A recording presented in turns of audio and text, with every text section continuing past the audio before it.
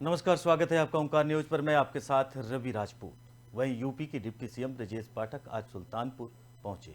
इस दौरान जिले की सीमा में पहुंचते ही बीजेपी कार्यकर्ताओं ने उनका जोरदार स्वागत किया। यहां के बाद डिप्टी सीएम ब्रजेश पाठक जयसिंहपुर तहसील के वीरसिंहपुर पहुंचे और वर्षों से तैयार बने यानी कि 100 बेड के संयुक्त चिकित्सालय का उन्होंने उद्घाटन किया। इस दौरान सदर विधायक राजप्रसाद उपाध्याय, कादीपुर विधायक राजेश गौतम, जिलाधिकारी जसजीत कौर और एसपी सोमेन वर्मा सहित तमाम नेता और कार्यकर्ता मौजूद रहे। यहां डिप्टी सीएम जिला मुख्यालय स्थित भाजपा कार्यकर्ता कार्यालय के लिए रवाना हुए और भाजपा नेताओं ने कार्यकर्ताओं और जनप्रतिनिधियों से मुलाकात की।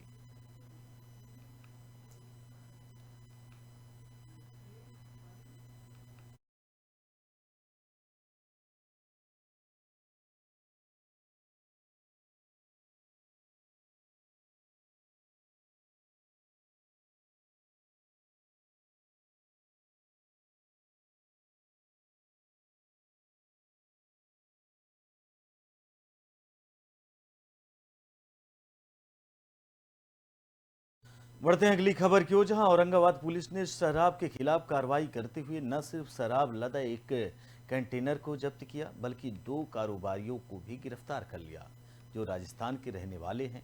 गुप्त सूचना के आधार पर NH-2 पर बरूड़ थाना क्षेत्र के टेंगरा पेट्रोल पंप के पास की गई कार्रवाई में पुलिस को यह सफलता हाथ लगी है।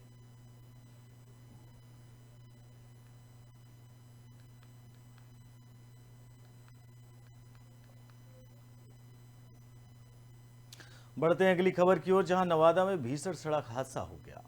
2 लोगों की मौत हो गई। दरअसल एक टैंक लोरी और ट्रैक्टर में भिड़ंत हुई जिसमें 2 लोगों की मौत हो गई। वहीं ट्रैक्टर में 25 लोग सवार थे जिसमें महिला पुरुष दोनों शामिल थे। लोग राजगीर के कुनार नगर के रजौली मुंडन के लिए जा रहे थे, तभी नवादा 4 लेन रसूल नगर के पास टैंक लोरी के ट्रैक्टर सवार से टक्कर हो गई। वहीं बुरी तरह के ट्रैक्टर भी क्षतिग्रस्त हो गया और जिसमें कई लोग जख्मी भी हो गए, जिससे अलग लोग ट्रैक्टर से निकलकर अलग विलग पड़े और उसके बाद कुछ लोगों की मौत हो गई।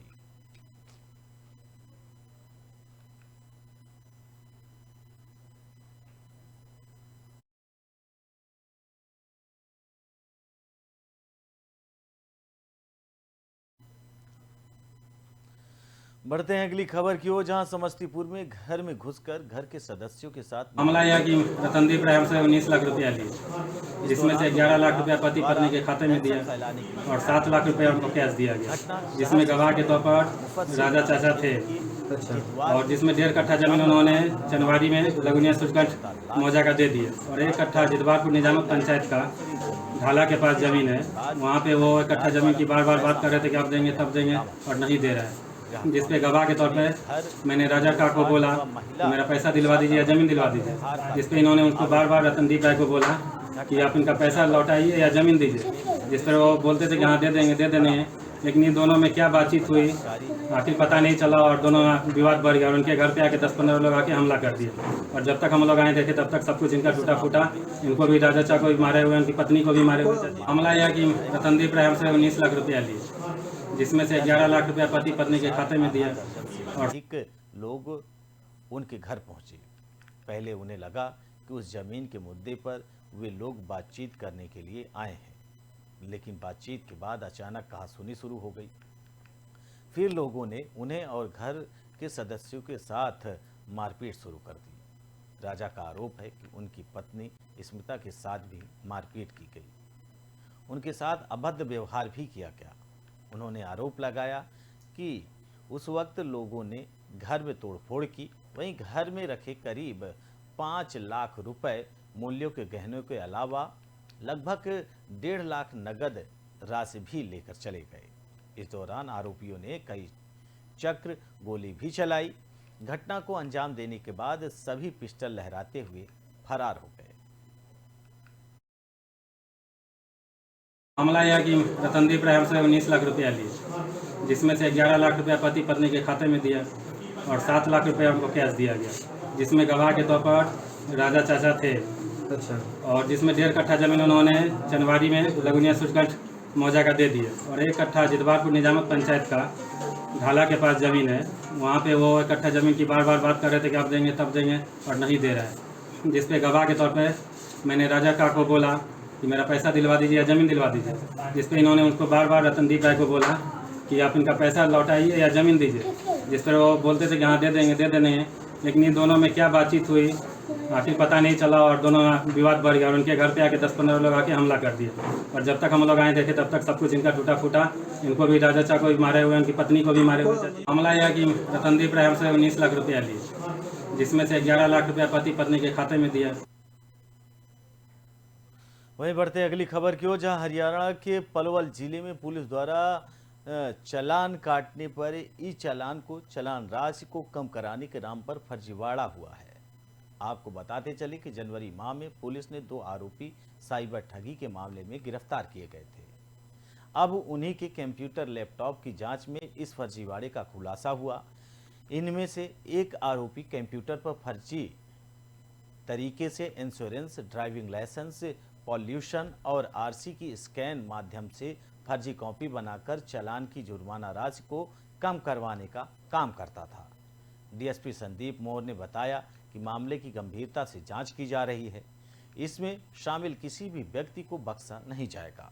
डीएसपी ने कहा कि इस मामले में अब पुलिस चालान शाखा में कार्यरत पुलिस कर्मियों की संलिप्तता की भी जांच कर रही है। साइबर थाना प्रभारी जसबीर सिंह ने कैंप थाना पुलिस को दी शिकायत में बताया कि 20 जनवरी को हरविंद व सुरेश के साथ 35,000 रुपये की ठगी धनी और ऐप के माध्यम से हुई है। इस मामले में पुलिस ने 28 जनवरी को सल्लाड़गढ़ निवासी आए कैलाश नगर निवासी अमित कुमार को गिरफ्तार किया।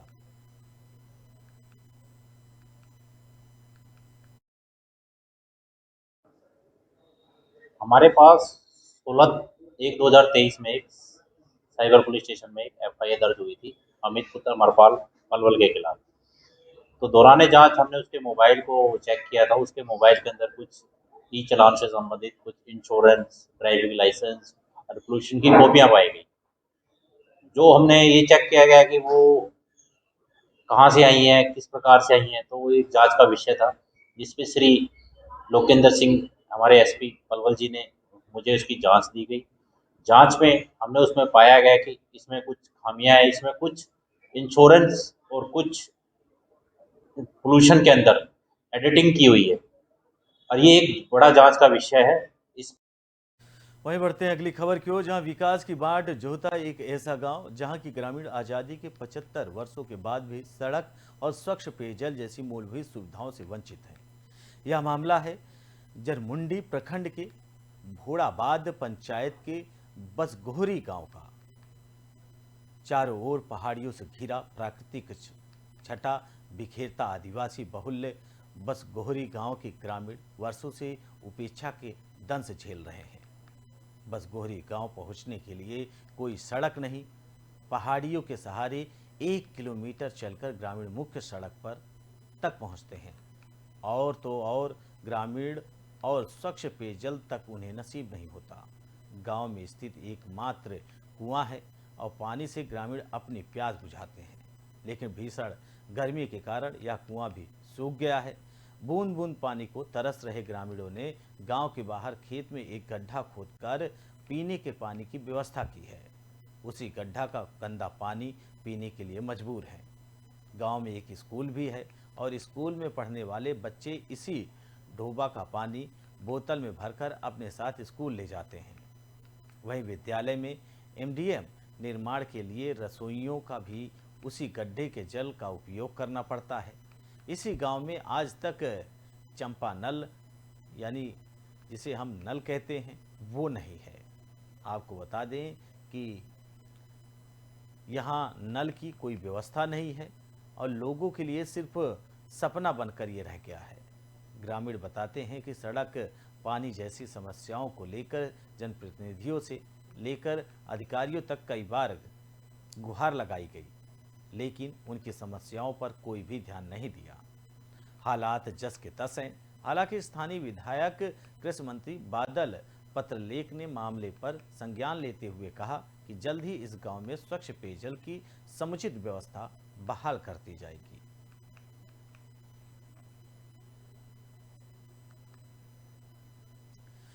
वहीं ईडी ने एक बार फिर से राज्य में बड़ी कार्रवाई की है। कांग्रेस के पौड़ियाहाट विधायक प्रदीप यादव के साथ साथ राज्य के 12 जगहों पर ईडी ने छापेमारी की। मंगलवार की सुबह सुबह ही ईडी टीम ने एक साथ इन ठिकानों पर छापेमारी की। ईडी ने जिन ठिकानों पर छापेमारी की है उसमें विधायक प्रदीप यादव के साथ साथ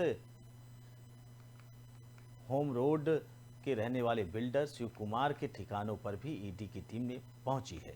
जमीन घोटाले मामले को लेकर ईडी की टीम शिव कुमार के ठिकानों पर छापा मारा। विधायक प्रदीप यादव के ठिकानों पर भी ईडी पहले और उसके पहले आयकर विभाग ने छापेमारी की थी। 4 नवंबर 2022 को आयकर विभाग की टीम ने छापेमारी की थी। उस वक्त भी प्रदीप यादव ने इसे राजनीति से प्रेरित बताया था। इस बार ईडी ने विधायक के ठिकानों पर छापा मारा। अब तक इस मामले में कोई आधिकारिक बयान विधायक की तरफ से नहीं आया है और न ही ईडी ने इस रेड को लेकर कोई बयान जारी किया है, लेकिन भाजपा के प्रदेश प्रवक्ता ने इस मामले पर अपनी प्रतिक्रिया दी है। देखिए, ये मोदी जी का न्यू इंडिया है। आप कितने भी बड़े पद पर हों, आप विधायक हो, सांसद हो, मंत्री हो, अगर आपने गलती की है तो कानून के लंबे हाथ, एजेंसीज के लंबे हाथ आप तक डेफिनेटली पहुंचेंगे। और अगर आप निर्दोष हैं तो आपको बिल्कुल चिंता करने की आवश्यकता नहीं है। और जैसे मीडिया में खबरें आ रही थी कि ईडी को कुछ इनपुट मिला इनकम टैक्स के रेड के बाद, प्रदीप यादव के यहाँ जो रेड हुआ था, जो विधायक है कांग्रेस के झारखंड में, उसके बाद ईडी ने केस को टेक ओवर कर लिया। ईडी के दबिश को उसी तरीके से लोग देख रहे हैं। और हमारा मानना है कि जो हमारा करप्शन के प्रति जीरो टॉलरेंस का अभियान है ये चलता रहेगा। आप कितने भी चिल्ला लें, कितने भी दल एक साथ क्यों ना आ जाए, मोदी जी के।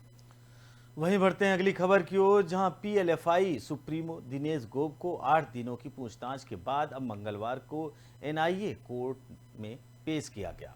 साथ ही उसकी निशानदेही पर बरामद किए गए गोली व अन्य सामान भी कोर्ट में पेश किया गया।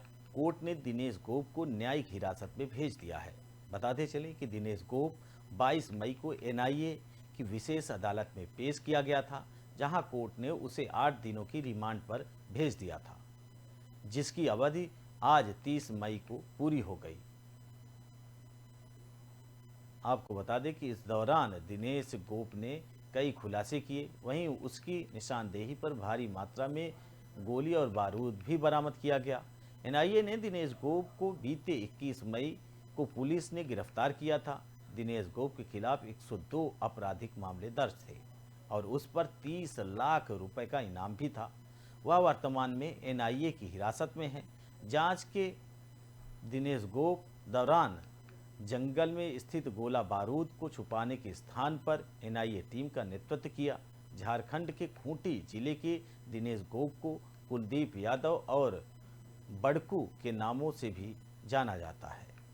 इससे पहले एनआईए द्वारा पीएलएफआई के लोगों ने लगभग 25.5 लाख रुपए की विमुद्रीकरण मुद्रा की वसूली के संबंधित मामले में आरोप पत्र दाखिल किया था।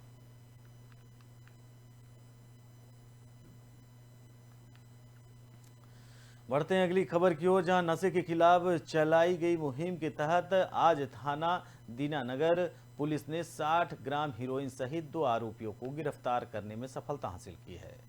जानकारी देते हुए थाना प्रभारी जतिंदर पाल ने बताया कि ASI Nirmal Singh police party के साथ वाहनों की चेकिंग कर रहे थे।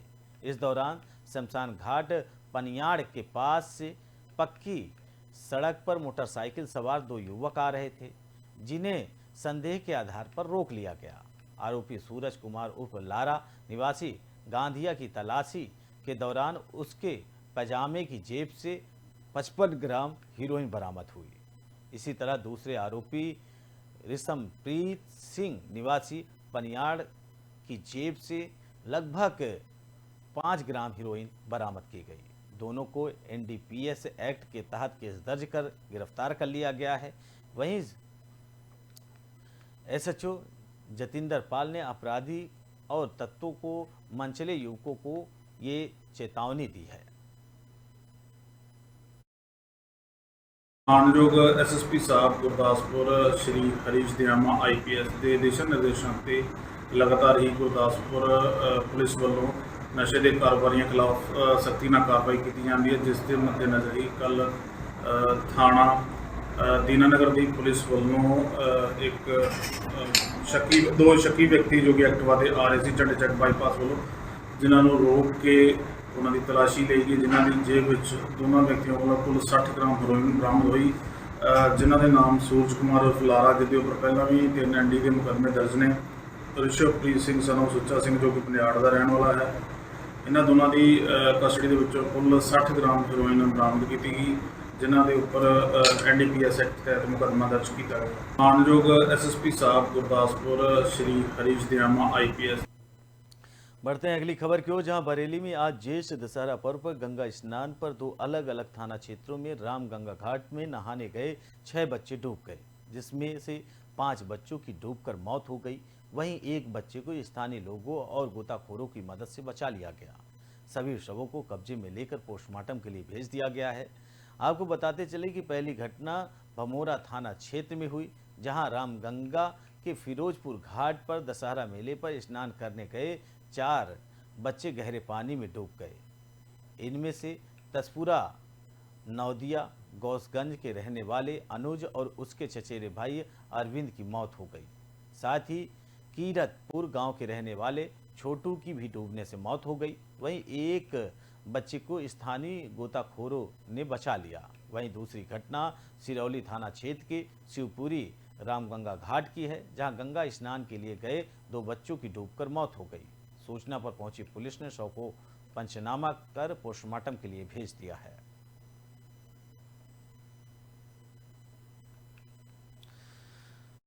बताते चले कि एक गंगा दशहरा के दिन जहां लोगों की भारी तादाद लगी, लोग गंगा स्नान के लिए गए, वहां पूजा अर्चना कर रहे थे। उसी दौरान बच्चे भी गंगा स्नान के लिए गए, लेकिन बच्चे नहाते नहाते कब गहरे खाई में पहुंच गए ये बच्चों को पता नहीं चला। वहीं इस घटना के बाद कुल 5 लोगों की मौत हुई है। आपको बताएं 5 लोग गंगा में डूबकर उनकी मौत हुई है, जिसके बाद स्थानीय गोताखोर और पुलिस की मदद से एक बच्चे को बचा लिया गया, जबकि 5 बच्चों को नहीं बचाया जा सका। अलग अलग स्थान पर ये 5 की मौत हुई है। आपको बता दें कि गंगा दशहरा के दिन ये बच्चे गंगा नहाने के लिए गए थे और नहाते नहाते ये गहरे पानी में चले गए और उसके बाद इनकी डूबने से मौत हो गई। वहीं स्थानीय गोताखोर इन बच्चों को शवों को कब्जे में लिया और उसके बाद पुलिस को सौंपे। आपको बता दें स्थानीय गोताखोरों की मदद से इन बच्चों के शवों को कब्जे में लिया जा सका है। गंगा में डूबने से इन बच्चों की मौत हुई है।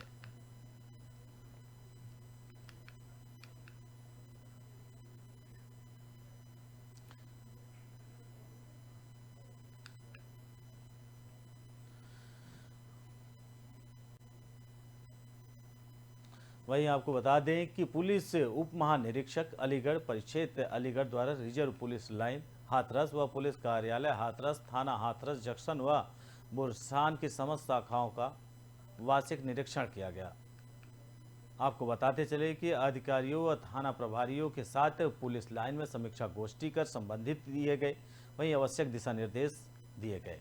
पुलिस उप महानिरीक्षक अलीगढ़ परिक्षेत्र अलीगढ़ आनंद कुलकर्णी द्वारा reserve police line Hathras police कार्यालय हाथरस का वार्षिक निरीक्षण किया गया। वार्षिक निरीक्षण में सर्वप्रथम पुलिस महानिरीक्षक महोदय द्वारा रिजर्व पुलिस लाइन पहुंचकर परेड और पुलिस लाइन का निरीक्षण किया गया, जिसमें सर्वप्रथम परेड द्वारा पुलिस उप महानिरीक्षक ने सलामी दी। इसके उपरांत उप महानिरीक्षक महोदय परेड का निरीक्षण किया। परेड निरीक्षण के उपरांत उप महानिरीक्षक महोदय परेड ग्राउंड में दंगा नियंत्रण एंटी राइट ड्रिल का भी अभ्यास कराया। अभ्यास के दौरान पुलिस उप महानिरीक्षक अलीगढ़ द्वारा महोदय का मौजूद फोर्स में एंटी रॉयल ड्रिल के संबंध में बताया गया।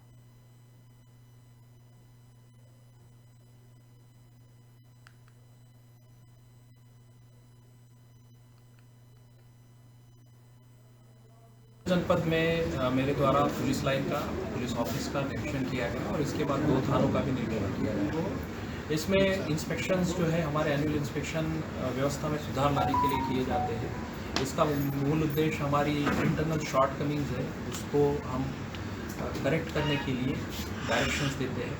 आज पुलिस लाइन के इंस्पेक्शन में मुख्य रूप से एंड राइट ड्रिल का अभ्यास कराया गया और पुलिस लाइन में ये निर्देश दिया गया है सभी को कि पुलिस टैक्टिस विषय के बारे में विभिन्न ट्रेनिंग प्रोग्राम लगातार कराते हैं। साथ ही साथ इन्वेस्टिगेशन के विषय पे भी एक ट्रेनिंग प्रोग्राम यहाँ पे ऑलरेडी हो चुका है। इस तरह के और भी ट्रेनिंग प्रोग्राम भविष्य में भी आयोजित किए जाएंगे। जनपद में मेरे द्वारा पुलिस लाइन का पुलिस ऑफिस का निरीक्षण किया गया और इसके बाद 2 थानों का भी निरीक्षण किया गया। इसमें इंस्पेक्शंस जो है हमारे एनुअल इंस्पेक्शन व्यवस्था में सुधार लाने के लिए किए जाते हैं। इसका मूल उद्देश्य हमारी इंटरनल शॉर्टकमिंग्स है उसको हम करेक्ट करने के लिए डायरेक्शंस देते हैं। आज पुलिस लाइन के इंस्पेक्शन में मुख्य रूप से एंड राइट ड्रिल का अभ्यास कराया गया और पुलिस लाइन में ये निर्देश दिया गया है सभी को कि पुलिस टैक्टिस विषय के बारे में विभिन्न ट्रेनिंग प्रोग्राम लगातार कराते हैं। साथ ही साथ इन्वेस्टिगेशन के विषय पे भी एक ट्रेनिंग प्रोग्राम यहाँ पे ऑलरेडी हो चुका है। इस तरह के और भी ट्रेनिंग प्रोग्राम भविष्य में भी आयोजित किए जाएंगे। जनपद में मेरे द्वारा पुलिस लाइन का। वहीं संभल जिले में गंगा दशहरा पर स्नान करते वक्त एक युवक पानी में डूबकर उसकी मौत हो गई। आपको बताते चले कि 22 वर्षीय युवक की मौत से परिवार में कोहराम मच गया। गोताखोरों की मदद से युवक के शव को बाहर निकाला गया। अस्पताल में चिकित्सक ने युवक को मृत घोषित किया और गंगा स्नान के दौरान गंगा में डूबकर युवक की मौत हुई है। आपको बता दें कि पूरा मामला जुनवाई थाना के इलाके के सकरा घाट का बताया जा रहा है। मामला ये है कि 108 एम्बुलेंस द्वारा लाया गया। इसका नाम विजेंद्र है, सन ऑफ चंद्रपाल है। इसकी उम्र 22 साल है और लहरा सलेमपुर का जिला अलीगढ़ का रहने वाला है। ये साकरा घाट पर गंगा स्नान करने गया तो 4 लोग थे, जिसमें से एक लोग ये डूब के आया एक्सपर्ट द्वारा। इसके द्वारा मैंने इसका परीक्षण किया जिसकी वजह से मृत घोषित हो गया। मामला ये है कि 108 एम्बुलेंस द्वारा लाया गया। इसका नाम विजेंद्र है, सन ऑफ चंद्रपाल है। इसकी उम्र 22 साल। फिलहाल इस बुलेटिन में हमारे साथ इतना ही। बाकी देश दुनिया की तमाम बड़ी खबरों से जुड़ने के लिए देखते रहिए ओंकार न्यूज। नमस्कार।